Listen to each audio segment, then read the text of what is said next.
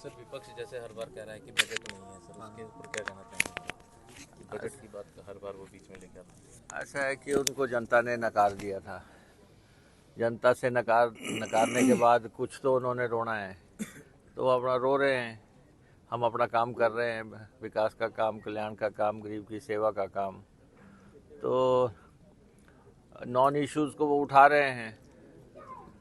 ऐसा विपक्ष जो है हिमाचल प्रदेश में कभी नहीं आया होगा जिसने ना तो रचनात्मक भूमिका निभाई हो, ना उनकी सोच सकारात्मक हो। उनका काम सिर्फ ये है कि षड्यंत्र करना है, साजिशें करना है और ऐसी बातें फैलाना है जिनका कि प्रदेश से कोई सरोकार नहीं है। तो इसलिए 2 साल हो गए हैं। 2 साल में उनका समय इसी में निकल गया कि कभी ऑपरेशन लोटस लेके आ जाते हैं। जब वो असफल हो गया तो उसके बाद सीपीएस हटाने को लेके आ गए। राम कुमार जी पर तो उनकी काफ़ी मेहरबानी रहती है तो इसलिए कभी कहते हैं कि इनके आगे गाड़ी चल पड़ी, इनके पीछे चल पड़ी। अरे भाई, जीत के आए हैं तो गाड़ियाँ ही चलनी आगे पीछे। तो इस बात की ज़्यादा हमें परवाह नहीं है। तो उसके बाद अभी भी लगे हुए हैं। हमारी उनको सलाह है कि आप विपक्ष की भूमिका निभाएं। ये सरकार पूरे 5 साल चलेगी, ठोक बजा के चलेगी और सरकार को किसी भी तरह का कोई खतरा नहीं है। और हमारे यहाँ पे जो नालागढ़ और बद्दी बरोटीवाला में हमारे 2 शेर हैं। आपने देखा है, दोनों सीटें हमारे पास हैं।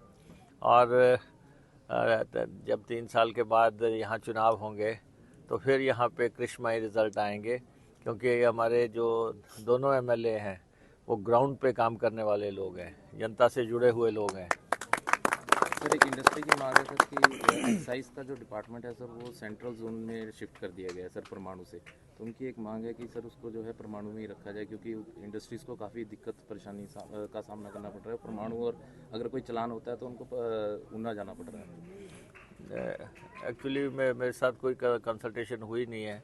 जैसे ही बात होगी तो उसके बारे में बातचीत करेंगे। अगर उनकी बात सरकार में पहुंची होगी तब भी देखते हैं। बाकी तो ये इंडस्ट्रियल बेल्ट है और बॉर्डर भी है हमारा। यहाँ का जो फ्लोटिंग पॉपुलेशन भी यहाँ पे काफ़ी आती है। तो उस हिसाब से जो भी फैसले यहाँ पे करने होंगे वो करेंगे। पानी के हिसाब से हम यहाँ पे कोई क्रांतिकारी कदम उठाएंगे, क्योंकि दोनों हमारे विधायक जो है, अभी मैंने नालागढ़ का दौरा किया था, इनके वहाँ भी 50 करोड़ रुपए के शिलान्यास उद्घाटन किए गए। आज इनका दौरा हो रहा है और इसके बाद मुख्यमंत्री जी का भी दौरा यहाँ का प्रस्तावित है। तो यहाँ पे हम देखेंगे कि किस ढंग से हम जो ज़मीन में पानी का लेवल कम हुआ है, एक उसको हम कैसे पूरा कर सकते हैं, और दूसरा कोई लॉन्ग टर्म योजनाएं जो है हम यहाँ कैसे बना सकते हैं। सर यहाँ जो नदी हैं सर उनको चैनलाइज करने के लिए भी सर मांग उठी थी सर, वो भी डीपीआर तक तैयार हुई थी। देखिए, ऐसा है कि यहाँ पे थोड़ी सी जो प्लानिंग है वो थोड़ी फॉल्टी रह गई है। अभी ऊना जिला में आपने देखा 1500 करोड़ रुपया लगा के चैनलाइजेशन हुई है, तो वहाँ पे ज़मीनें रिक्लेम हुई हैं और वहाँ पे खेती हो सकती है। और ऊना जिला पूरे प्रदेश के जो है अन्न की ज़रूरतें पूरी कर सकता है। यहाँ इंडस्ट्रियलाइजेशन बड़े पैमाने पे हुई, लेकिन समहाउ जो यहाँ पे 2-3 नदियाँ नाले हैं, इनकी चैनलाइजेशन के प्रोजेक्ट्स नहीं बने, जो कि बहुत ज़रूरी थे।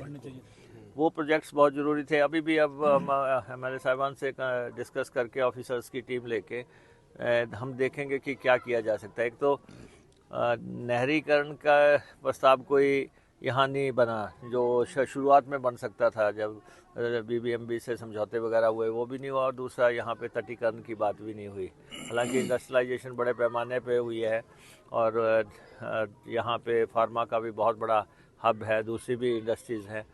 तो अब कंसल्टेशन करेंगे, डिस्कशन करेंगे इनसे, तो क्या उसमें आगे कैसे बढ़ा जा सकता है। सर एक